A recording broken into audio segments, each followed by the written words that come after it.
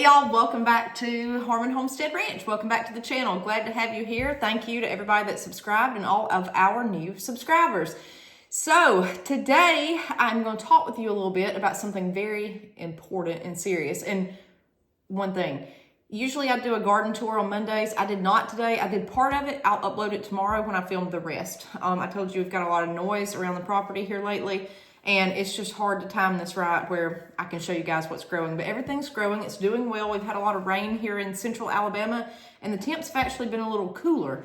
So we're kind of enjoying that before the summer heat sets in. So anyways, the serious video I want to talk to you guys about today. And if you've been here from the beginning, you know that I have been homesteading full-time since 2020. This has been 5 years of this. And I just recently found out something that I had no clue, so maybe I can enlighten you guys as well. So I buy my seeds. Sometimes I buy transplants like this year, which are doing horrible. The transplants that I bought, tomato plants. I've even had peppers die. They've not done well at all this year. I've done both. I have bought seed from multiple companies, and I've bought transplants. Started my own transplants, the whole 9 yards.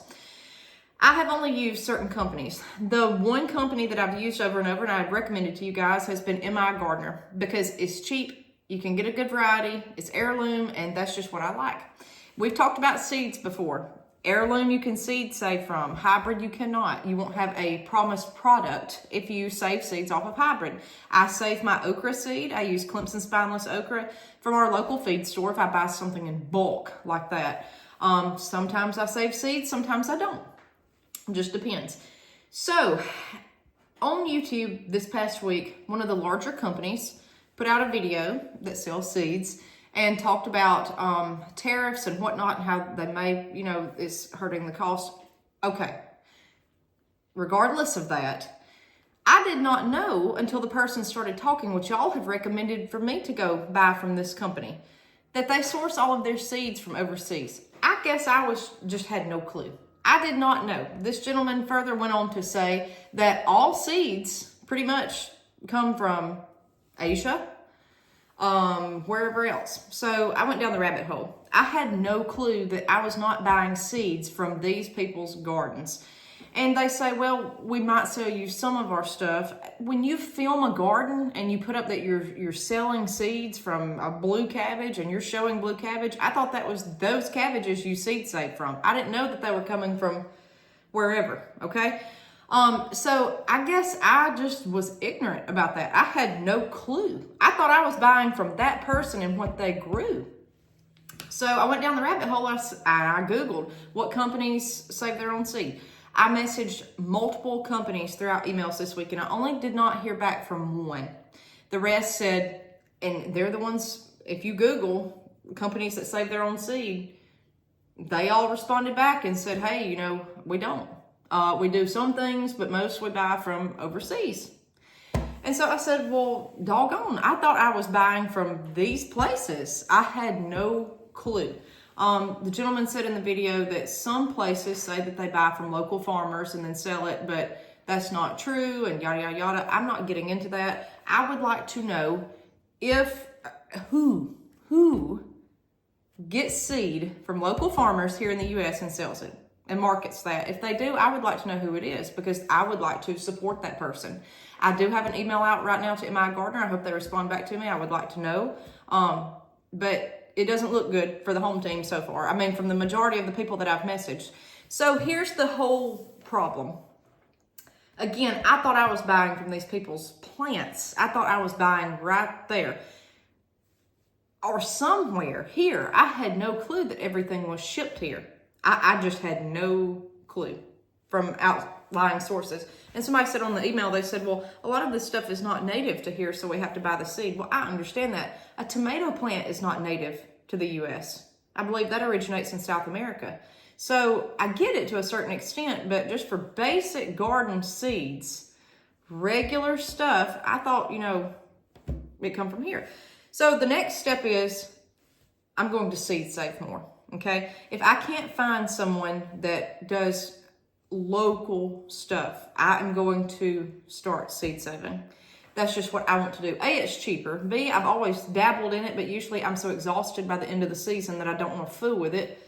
C, I want to flip my garden around so quick, I don't have time to let this stuff mature enough to seed save, like corn. Okay, I'm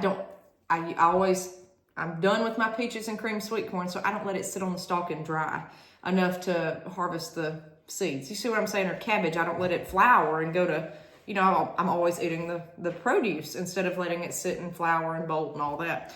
So I'm going to try to do that this year, or at least make an effort. I just had no clue. I honestly had no clue. Y'all probably know, I just didn't. A young, inexperienced gardener, I had no clue. But I truly would like to support local people.